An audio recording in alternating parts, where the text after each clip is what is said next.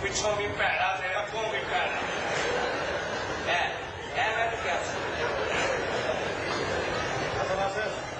میں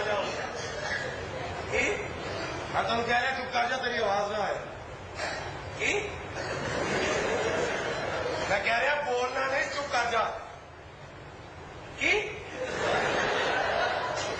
میں کہہ رہا بولنا نہیں چپ کر جا تیری آواز نہ آئے منو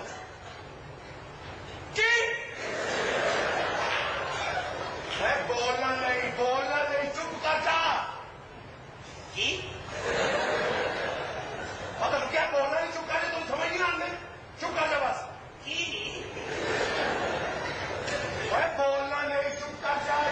جا بولنا نہیں